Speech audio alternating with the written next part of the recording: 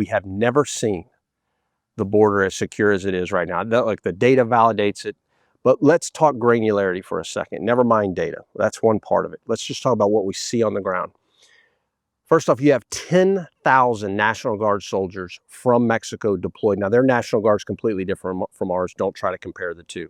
Then you have approximately 10,000 from our side in addition. So that's 20,000 soldiers who are now working what they call mirroring operations. We have never seen that before.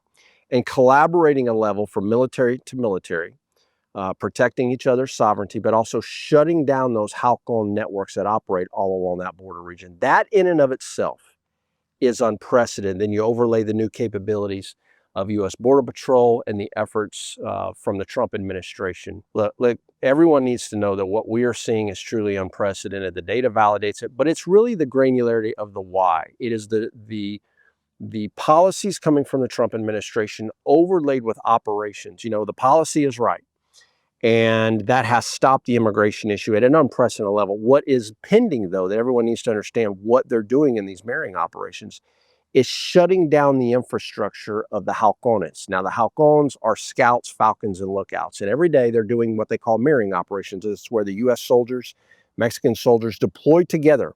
I am the only U.S. journalist in the nation to embed with the Mexican Special Forces, along with what they call their Secretariat of National Defense Forces, and go up and down that border with them, watching as our soldiers, along with U.S. Border Patrol and their soldiers, work in tandem on both sides of that borders to roll up and down the river. It's incredible to see as an old law enforcement officer. The other part of this, and then I'll close, is what you see from those operations is not a lot of arrests. What you see, though, is the illumination of the networks operating so they can go and attack those logistical cells who, for all your viewers, need to understand, they use handheld encrypted radios, they use unencrypted radios, they also use encrypted apps. And that allows them to illuminate those operations through chatter and then shut down those logistics and capabilities that move in the drugs in and out and have had what we call operational control of the border. So it's a layering, bounding effect that has major implications. And I can tell you in a report, it's working.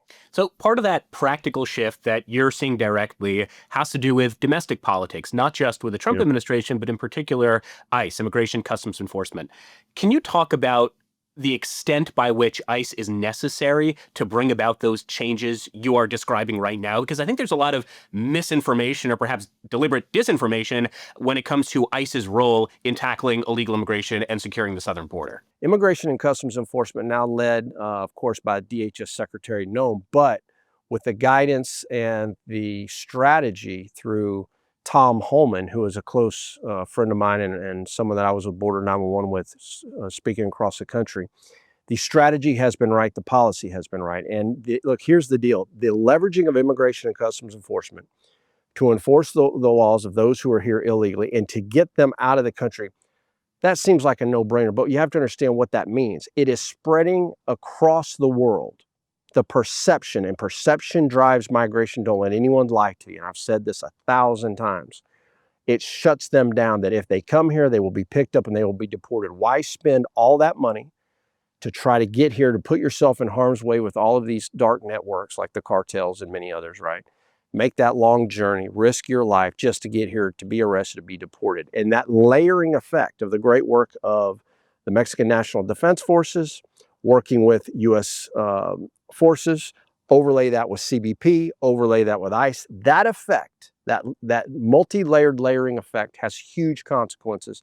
And you see it in the data and the protection of the southwest border right now. So let me push back and play devil's advocate just for a moment. Why should the average American, in your opinion, care about illegal immigrants who are not convicted felons, who they don't view as dangerous or a threat? Why is this an important issue in your eyes?